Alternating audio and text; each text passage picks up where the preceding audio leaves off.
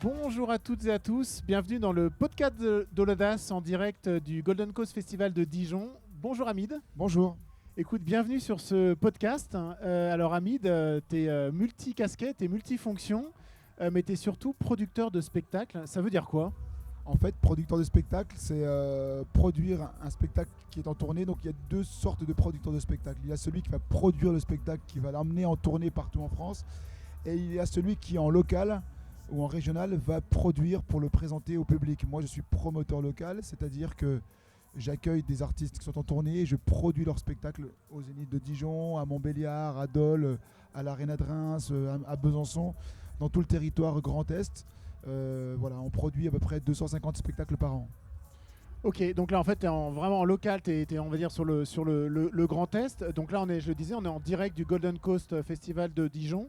Ça veut dire que concrètement, tu as amené des artistes sur l'événement d'aujourd'hui. Pas du tout.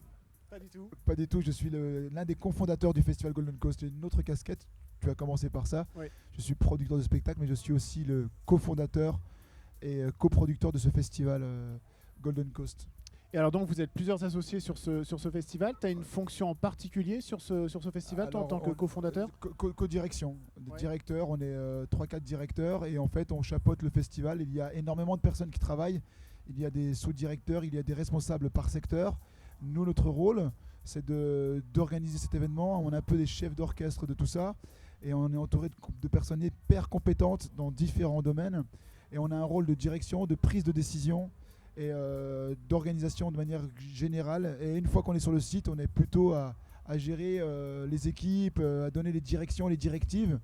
Mais voilà, un peu comme une personne qui va vérifier si tout fonctionne bien. Et voilà, c'est un peu notre rôle. Le chef d'orchestre, quoi. Un peu ça, oui. Ouais. Alors effectivement, ton parcours, tu viens pas du tout de là. Je crois qu'au début, tu voulais être avocat, ensuite tu as bossé chez Renault. Comment tu es tombé ensuite dans ce monde-là ? Alors moi j'ai fait des études qui m'ont amené à faire plein de petits boulots dans la mécanique, j'ai fait plein dans différentes boîtes. Ensuite j'ai arrêté. Alors c'est vrai que j'ai toujours rêvé de faire avocat, j'ai toujours eu cette passion pour défendre les autres. Déjà au collège on m'appelait l'avocat, c'était mon surnom parce que je défendais tout le temps les autres, mais ça a été à la fin, ça s'est retourné contre moi parce qu'à force de la ramener, je me suis mis à dos le proviseur adjoint, la conseillère d'orientation, je me suis mis à dos beaucoup de monde. Mais voilà, mais j'ai pas eu la chance de faire ces études-là. J'ai fait des études dans l'immobilier et ensuite, ça m'a beaucoup aidé à avoir les notions de commercial, de vendre. Quand vous vendez des appartements, des immeubles, des maisons, et que vous avez 18, 19, 20 ans, enfin plutôt 19, 20 ans, bah, tout de suite vous entrez dans un monde où il y a beaucoup d'argent. Enfin beaucoup d'argent. Vous vendez pas des baguettes de pain ou des baskets, quoi. Vous vendez des choses de valeur qui sont le projet d'une vie pour certaines personnes. Donc vous avez des responsabilités, vous êtes dans un univers où vous êtes à l'aise avec l'argent parce que voilà, vous parlez de sommes qui vont de 50 000 euros à 500 000, 1 million, 2 millions d'euros parfois. Et ça nous plonge dans le bain tout de suite et ça m'a apporté énormément de choses pour la suite. Donc en fait, ce que tu es en train de dire, c'est que tu as un parcours qui n'est pas forcément linéaire. Aujourd'hui, tu ne fais pas forcément le métier que tu imaginais faire il y a quasiment, on va dire, une vingtaine d'années. Et donc, ça veut dire que chacune de ces expériences t'a forgé, t'a permis de te construire comme qui tu es aujourd'hui. Absolument. Et en fait, ton côté entrepreneurial d'aujourd'hui peut-être n'aurait pas été le même si tu n'avais pas eu toutes ces expériences, toutes ces galères. Comment tu les appelles d'ailleurs ? Des expériences de vie, des accidents, mais des choses qui sont positives. En fait, si vous voulez, si tu veux, sur le tard, c'est vraiment sur le tard que j'ai appris ça. Mais il y a un proverbe qui dit que dans chaque chose négative, il en ressort quelque chose de positif. Quoi qu'il vous arrive dans la vie de négatif, il en sort toujours quelque chose de positif. C'est ce que disait d'ailleurs, j'aime beaucoup cette phrase, je crois que c'est Nelson Mandela. Nelson Mandela qui disait « Je ne perds jamais, soit je gagne, soit j'apprends ».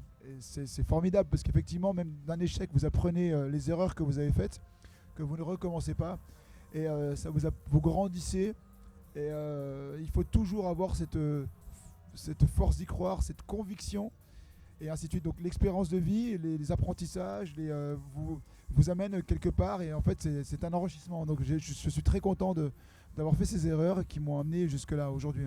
Ouais, c'est un beau discours, c'est vrai que c'est pas forcément quelque chose qui est très facile à porter en France, même si c'est en train doucement de changer, l'œil là-dessus change, mais c'est vrai que c'est important d'apprendre de ces échecs. Et je crois même que quand tu as commencé à te lancer dans la production, tu as commencé avec des gros échecs. Je crois que notamment quand on parle de production comme 113, tu as perdu directement quelques dizaines de milliers d'euros dès le premier soir. Ouais. C'est quoi? C'est une claque? C'est une baffe? C'est un genou Bah, à terre? c'est fou. D'ailleurs, c'est drôle qu'on en parle tout de suite parce que j'étais avec Rimka tout à l'heure et on en a parlé. Et à chaque fois qu'on se voit, on est hyper ému parce que le premier concert que j'ai organisé il y a 20 ans, quasiment 20 ans, c'était 113 et c'était avec Rimka. Donc quand on se revoit ensemble, on en rigole. Et c'est vrai que j'ai monté ma boîte. Je ne connaissais pas du tout ce métier. Je me suis lancé comme ça du jour au lendemain. Mais c'est fou hein, ce que j'ai fait. Il faut une part de folie, une part d'inconscience, une part d'insouciance. Mais je me suis retrouvé à lancer ma boîte sans comprendre réellement ce que c'était ce métier. Et alors que logiquement, il faut connaître le métier avant de se lancer, quoi. Et puis j'ai perdu effectivement toutes mes économies parce que j'ai fait quelques petites erreurs. Mais surtout, là pour le coup, c'est pas de mon ressort, c'est que j'avais été. À l'époque, il y avait un groupuscule d'extrême droite qui s'appelle Nissa Rebella, qui était basé à Nice et qui a eu la mauvaise idée, un peu malsaine, d'appeler tous les maires, les agents de la culture et tous les maires de France dans lesquels se produisait le groupe de rap 113 et le groupe de rap Sniper. Quand il y avait une tournée de Sniper, il y avait une tournée de 113. Et ce groupe-là, depuis Nice, écrivait des courriers aux maires en disant vous accueillez un groupe anti-français, vous allez accueillir des groupes anti-français, il faut boycotter, de toute façon on va venir, on va tout casser. Ils écrivaient à la presse. Alors tu prends le petit journal local qui a pour habitude d'écrire Michel a pêché une carpe de 45 cm, super, ou bien un accident de la route a eu lieu, 2 personnes blessées, des choses quotidiennes. Quand ils voient arriver un événement comme ça en disant waouh, on attend du remue-ménage autour de cet événement-là, donc ça a été croustillant pour eux, et eux c'était contents. Donc si vous voulez, tout de suite ça a créé une espèce de polémique, une crispation autour de ce projet-là. Et en fait ça m'est arrivé, j'arrive, je débarque. Et on me dit attention Hamilton, il y a un problème autour de ton concert, apparemment l'extrême droite, un groupuscule de néo-nazis va venir se battre avec des jeunes de quartier autour de ce. Ça a été une polémique hallucinante. La presse a alimenté ça en disant remue-ménage, polémique autour du concert. Donc toutes celles et ceux qui voulaient amener leurs enfants ont dit on n'y va pas. Parce qu'il faut savoir une chose, c'est que 113 à l'époque, c'est comme si on parlait de Gims aujourd'hui ou de Section d'Assaut, c'était très populaire, quoi. Et ce qu'ils avaient fait, ce groupuscule d'extrême droite, c'est quelque chose de dingue. Ils avaient changé les paroles de 113, les paroles des chansons, ils les avaient envoyées aux adjoints à la presse, aux élus à la culture, aux maires, en disant regardez les paroles, elles sont anti-France, à base de je nique la France, je nique la police, tout ça. Et moi qui connaissais les paroles par cœur, je me disais mais c'est pas possible, c'est une erreur. Et j'ai fait quelque chose d'assez audacieux, c'est que j'avais acheté l'album, j'avais convoqué la presse, j'avais dit très bien, bah voilà, on va ouvrir l'album en direct, on ouvre l'album en direct. Et j'ai ouvert l'album, j'ai sorti le livret avec les paroles. Je me dis très bien, quelle chanson? Cette chanson-là, très bien. Bah, montrez-moi les paroles. Voilà, voici les paroles. Donc c'est faux, vous êtes en train de vous faire avoir. C'est pas du tout ça 113. Sauf que la polémique avait entaché le concert. Et j'attendais 2000 personnes et il y a eu 600 personnes. Donc j'ai perdu énormément d'argent. J'ai perdu toutes mes économies en fait. Les économies d'une vie. Depuis tout petit, j'avais de l'argent sur un livret A, j'avais mis de l'argent de côté. Quand j'avais 15 ans, 16 ans, je faisais le ménage. Je ramassais les poubelles chez les gens. J'avais passé la tondeuse sur le jardinage. Enfin, j'ai fait plein de petits boulots pour gagner de l'argent. Et cet argent-là, en une soirée, s'est volatilisé. Et ma boîte venait d'être créée. Donc quand tu vis ça, c'est fou quoi. Et tu as toute ta famille, tous tes amis qui te disent mais arrête, c'est bon, tu vas te refaire, et ainsi de suite. Et moi je dis non, je vais continuer. Et j'ai continué. Et tu as continué pendant les 4 premières années qui ont été compliquées du coup. 4-5 premières années qui ont été compliquées. Et du coup, tu as quoi? T'as à chaque fois essayé, tu as à chaque fois amélioré. Comment t'en es sorti de cette galère? En fait, ce que tu fais, c'est que tu apprends tes erreurs, tu persistes, tu signes. En fait, il faut une espèce de folie. Hein. Enfin, vraiment, il faut une résilience folle. C'est ce que je dis souvent aux jeunes, quand vous y croyez, vous allez avoir 2-3 ennemis. Mais vraiment, il n'y a pas que moi qui le dis. Toutes les personnes qui ont réussi, entre guillemets, je ne considère pas que j'ai réussi. J'aime pas dire ça, parce que la réussite, on peut réussir. En fait, tu as des personnes qui ont fait des choses extraordinaires, qui vont dire je n'ai pas réussi. Et tu as des personnes qui vont faire des choses beaucoup plus modestes, qui vont dire j'ai réussi. Moi, je dis pas que j'ai réussi. Je dis que je vis de ma passion et ça me va très bien.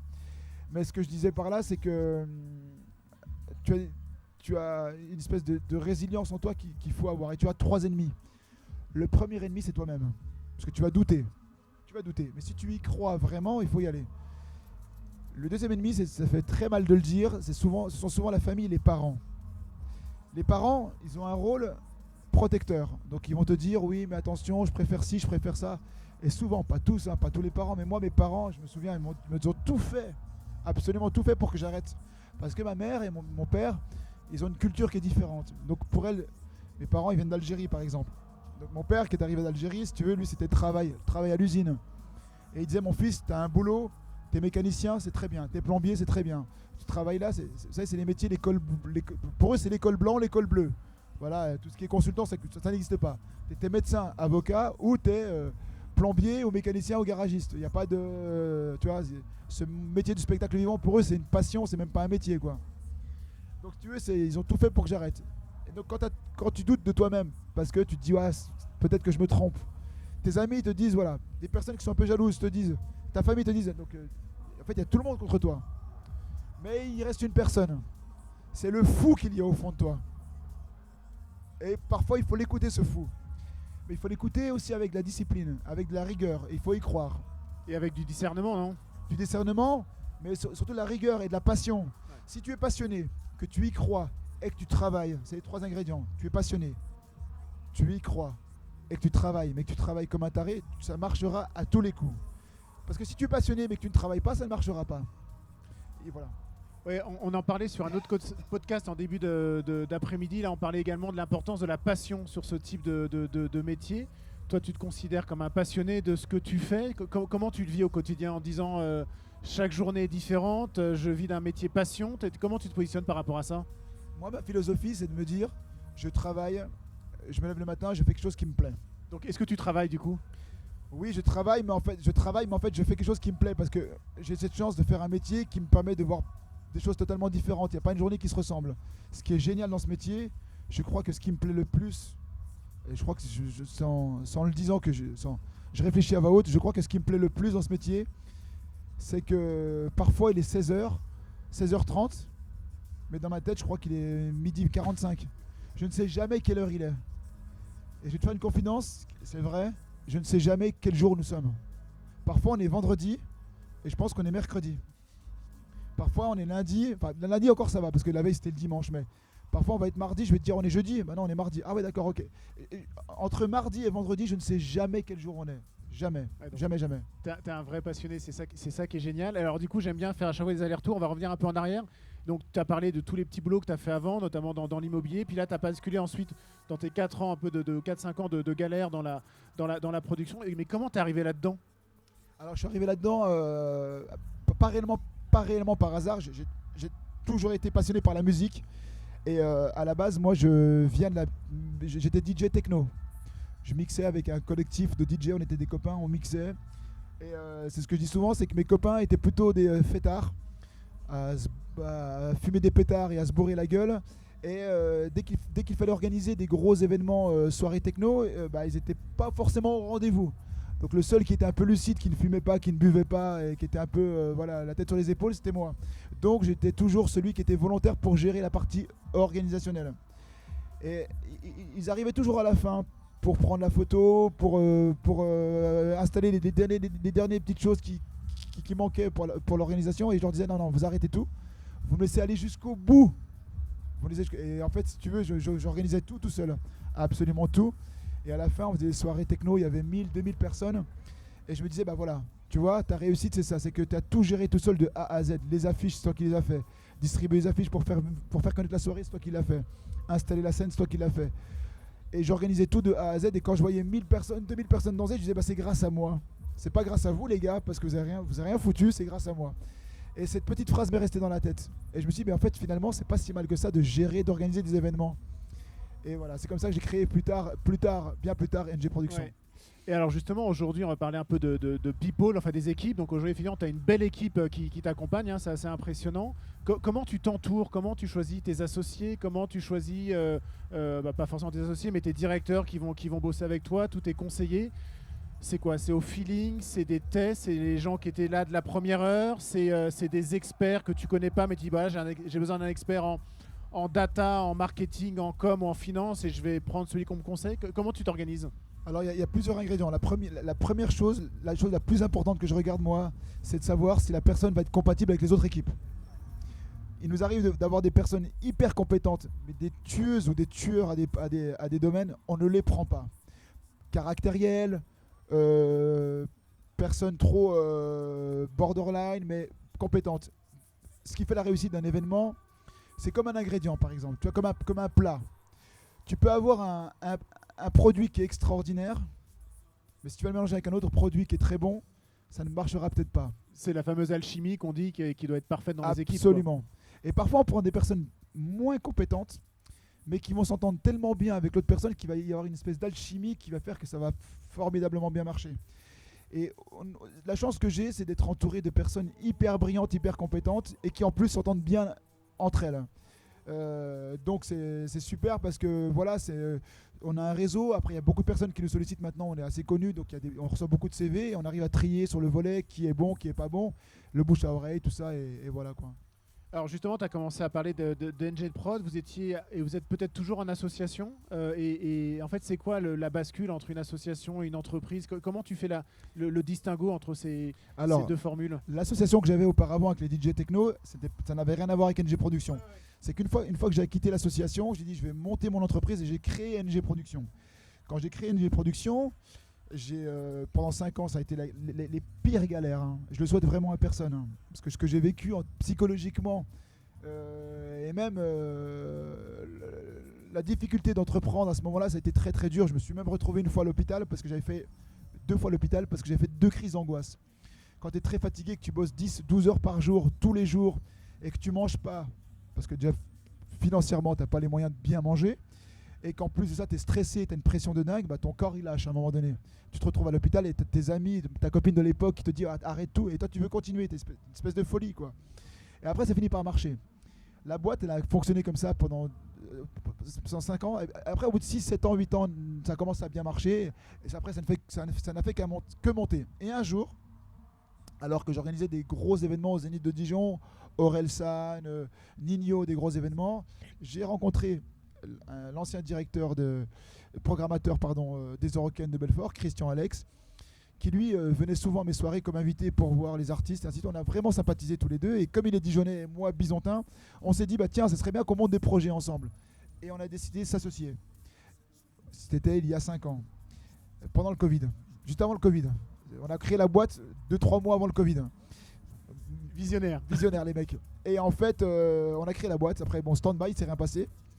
Et ensuite, ça a été une formidable rencontre de passionnés avec des caractères totalement différents, mais qui ont vraiment fusionné, c'est-à-dire hyper complémentaires tous les deux. Il apporte énormément de choses, je lui apporte aussi pas mal de choses, j'imagine. Donc on s'associe avec une 3e personne qui est Vivien aussi, qui est le directeur artistique de ce festival. Et on a commencé à organiser des grosses soirées. On a créé Please Please, donc une 2e boîte de prod dans laquelle je suis associé.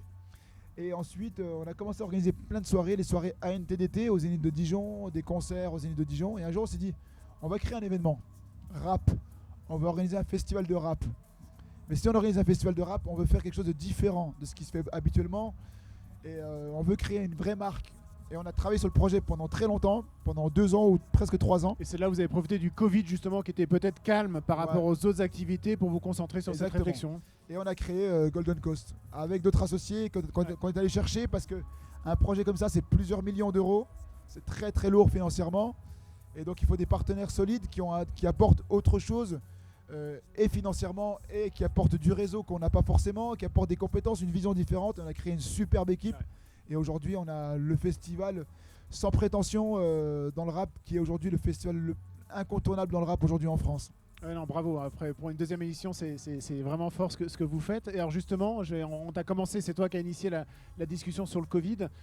À part effectivement toute cette réflexion pendant le confinement sur qu'est-ce que pourrait être un festival de rap et qui donne le Golden Coast, qu'est-ce qui s'est passé avec toutes les autres activités? Tout a été en stand-by. Ça, tu l'as vécu comment? Comme un échec, comme une frustration, comme une parenthèse malheureuse? Alors, de toutes les professions en France, la profession du spectacle vivant a probablement été la plus touchée. Pourquoi?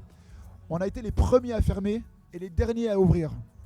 En fait, notre métier, c'est de rassembler les gens. Et qui dit rassembler les gens dit potentiellement créer des clusters géants. Donc on a été les premiers à fermer, les premiers impactés.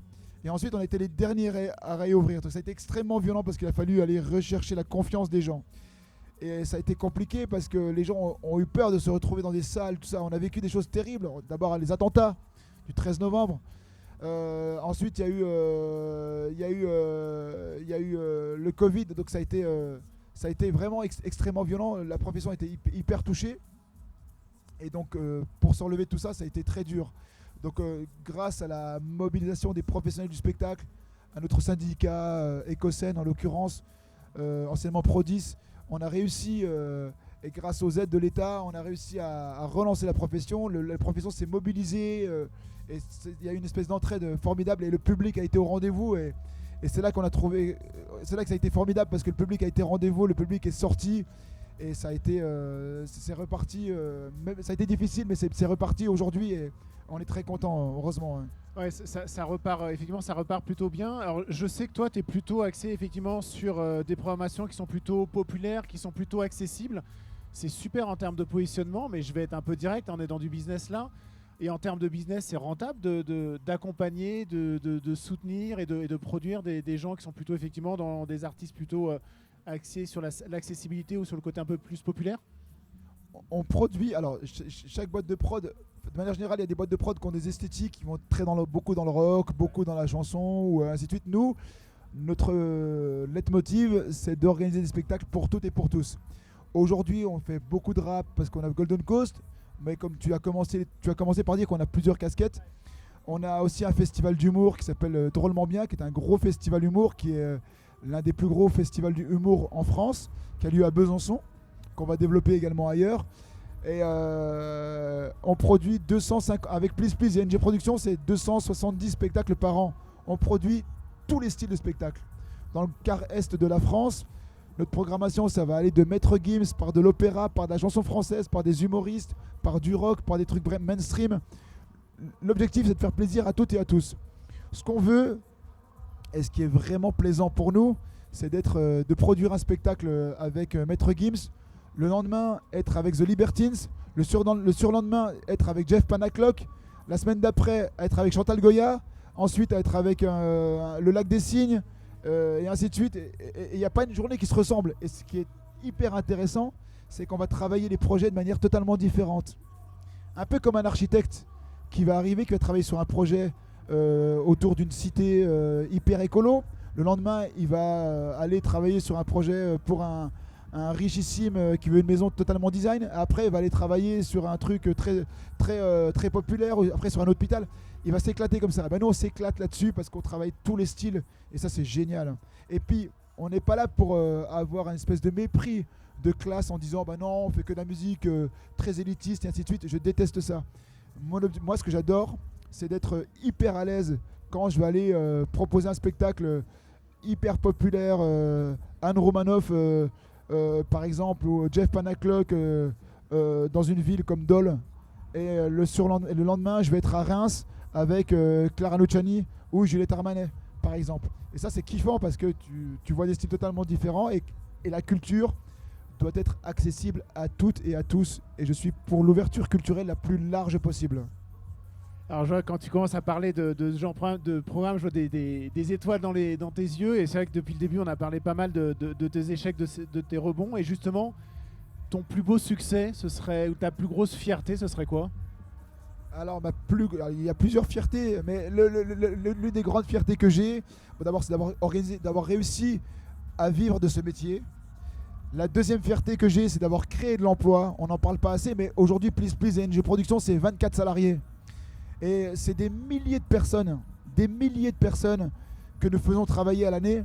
C'est des milliers de personnes qui travaillent dans le monde intermittent, boîte de sécu, graphiste, chargé de communication, catering, et ainsi de suite, qui travaillent sur nos spectacles grâce à nous. J'aime pas dire ça parce qu'on leur doit rien, mais on est content qu'ils travaillent pour nous, mais c'est des milliers d'emplois qui sont créés grâce à ça, des milliers de personnes qui travaillent grâce à ça, pardon. Et donc créer cette espèce de richesse comme ça. Et puis d'un point de vue artistique, quelques petits plaisirs, par exemple, tu vois, moi je suis fan de, tu vois, quand j'étais au collège par exemple, on apprenait en musique les chansons de Jean-Jacques Goldman, Renaud par exemple, Francis Cabrel, tu vois, je sais pas si tu t'en souviens, tu as dû vivre ça. Eh bien quand tu produis Francis Cabrel, son concert, et Renaud, et qu'ensuite tu vas manger avec eux, bah tu te dis mais j'avais 10-12 ans, j'apprenais tes chansons à l'école, et aujourd'hui je mange avec toi, et je repense à Madame Garnier, ma prof de musique. J'avais la même. Bah voilà, qui doit se dire, mais ce petit jeune là, qui refuse de faire de la flûte, qui fout le bazar en classe, si un jour on me disait qu'il allait manger avec Renaud et Francis Cabrel, j'y croirais pas. Et je pense à elle à chaque fois, quand je pense à mes profs qui se disent, mais c'est fou quand même. Je pense à eux et voilà. Bon, on embrasse Madame Garnier. Je crois qu'on l'a tous eu. Et alors justement, tu commences à parler de la jeunesse et du coup, ça va me permettre d'arriver doucement vers la conclusion. Si tu avais un conseil à donner à des jeunes qui veulent se lancer dans l'entrepreneuriat, dans le monde de la production, de la musique, c'est vrai que c'est un monde où il y a beaucoup de paillettes, c'est un monde qui fait rêver, mais et tu l'as vécu, c'est un monde qui n'est pas forcément évident. Tu donnerais quel conseil? Et déjà, est-ce que tu dirais faut y aller, faut pas y aller? Alors moi je dis il faut vivre ses rêves. Le premier conseil que je donne, que ce soit pour le spectacle vivant, pour la musique ou autre, le premier conseil que je donne à chaque entrepreneuse ou entrepreneur, si vous croyez en votre projet, il faut y aller. Le deuxième conseil, c'est qu'il ne suffit pas d'y croire, il faut travailler plus que les autres. Apprenez des autres, quelles sont les erreurs qu'ils font. Essayez de comprendre. Créez du réseau. Quatrième conseil, n'écoutez personne. N'écoutez que vous-même. Franchement, si je devais donner un conseil parmi tous ces conseils-là, c'est n'écoutez personne. Il faut y aller, il faut foncer. N'écoutez pas vos parents, n'écoutez pas vos amis. Il faut y croire. Après, il faut être lucide. C'est-à-dire que si demain, le mec, il a 23 ans, il fume des pétards, il dit ah, je rêve d'être astronaute. Astronaute, oui, non, tu n'y arriveras pas. Sauf si tu reprends tes études et tu te mets à bosser 25 heures par jour, et ainsi de suite. Mais il faut être lucide, il faut être réaliste, mais il faut bosser. Ensuite, créer du réseau, bouger, s'intéresser, être passionné. Il faut être passionné. Et le dernier conseil que je donne, et c'est peut-être le plus important, et ça c'est toutes celles et ceux qui ont réussi bien plus que moi, hein. Je parle de ceux qui ont réussi, qui sont multimillionnaires. Si vous voulez gagner de l'argent, ne pensez jamais à gagner de l'argent. Jamais, jamais. Je vais te faire une confidence. Quand j'ai monté ma boîte, jamais je pensais à gagner de l'argent. Ça ne m'intéressait pas. Je voulais que ça marche. Je ne pensais même pas à l'argent. Pendant des années et des années, je ne pensais même pas à ça. Ouais, mais c'est marrant parce que tu as dit ceux qui réussissent peut-être mieux que moi et qui sont multimillionnaires. Donc tu mesures quand même le succès par rapport à l'argent. Non, je dis ça parce que souvent, les gens, ils pensent que la réussite, elle est souvent accompagnée de l'argent. Et moi, j'aime pas ça. Parce que tu prends un mec qui sort d'une cité, je prends le cliché, hein, qui sort d'une cité, qui a fait la prison, qui a fait les pires conneries qui puissent exister. Il reprend des études.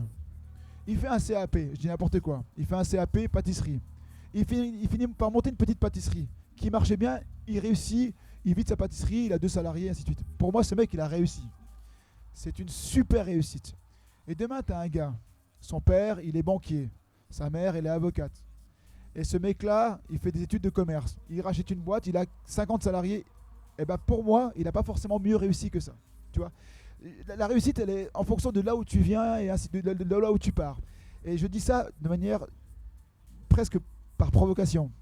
Si tu veux réussir et gagner de l'argent et vivre de ça, enfin gagner beaucoup d'argent, tu ne gagneras jamais d'argent si tu es focus sur l'argent. Ça ne marche pas comme ça. C'est d'abord la passion et l'argent viendra après. Il n'y a pas que moi qui le dis, hein, c'est-à-dire des grands entrepreneurs, ils le disent, les Bill Gates, ou même des grands, ils te disent tous, si tu veux réussir à gagner, d'abord la passion, le travail, la discipline, et un jour l'argent arrivera, tu ne sauras même pas comment il est arrivé. Et moi, c'est comme ça. Ça a été 5 ans de galère, 6 ans de galère, puis après je gagnais un petit peu d'argent, puis d'un coup d'un seul, c'était en 2000, je sais plus, j'étais peut-être 8 ans après, 7-8 ans après que j'ai commencé à gagner ma vie, puis après 10 ans après j'ai gagné très bien ma vie, puis après ça n'a fait que monter. Mais je suis pas dans ce délire de dire ouais je gagne beaucoup d'argent, c'est pas ça. Ce qui m'intéresse c'est de payer mes salariés, que les gens vivent bien, et après le reste c'est du bonus quoi. Ouais, c'est important de créer de l'emploi, t'as bien raison. Et si on devait pour finir juste aller un mot pour inviter les jeunes et les futurs entrepreneurs à se lancer, ce serait quoi? N'ayez pas peur, foncez et soyez passionnés. Peu importe ce que vous faites, ne vous comparez pas aux autres. C'est pas parce que un mec a 10 fois plus d'abonnés que toi, 10 fois plus d'argent que toi, 10 fois plus que toi, ou une nana qui a 10 fois plus que toi. Ne vous comparez pas aux autres. Soyez heureux. Et la chose la plus importante, mais la plus importante d'une vie, c'est de se lever le matin et d'aller au travail, quel qu'il soit, avec le sourire. Et ne jamais confondre ce que mon ex-copine m'a dit, quand on s'est séparés. Elle m'a dit, Hamid, tu as fait une grosse erreur. Ça c'est vrai, j'oublierai jamais. Elle m'a dit, tu as confondu réussir dans la vie et réussir sa vie. Et ça, c'est un truc de fou. Parce que quand tu bosses comme un taré et que tu vois pas ta famille, que tu délaisses ta copine parce que tu veux jamais sortir, que tu bosses comme un taré et puis que tu finis par te séparer, et qu'elle te dit, tu as pas compris que la différence entre réussir dans la vie et réussir sa vie, ça c'est ça qu'il faut retenir. Ne pas confondre ça. Le plus important c'est ça, c'est réussir sa vie. C'est beau, bravo, merci beaucoup. Merci à toi. Hamid, un grand merci, c'était passionnant. Et puis voilà, je vous invite tous à revoir ce podcast sur les différentes plateformes et puis surtout à tous revenir à venir le 9 décembre prochain au Zénith de Dijon pour le salon de l'audace d'entreprendre. Hamid, merci. À bientôt, merci. À bientôt.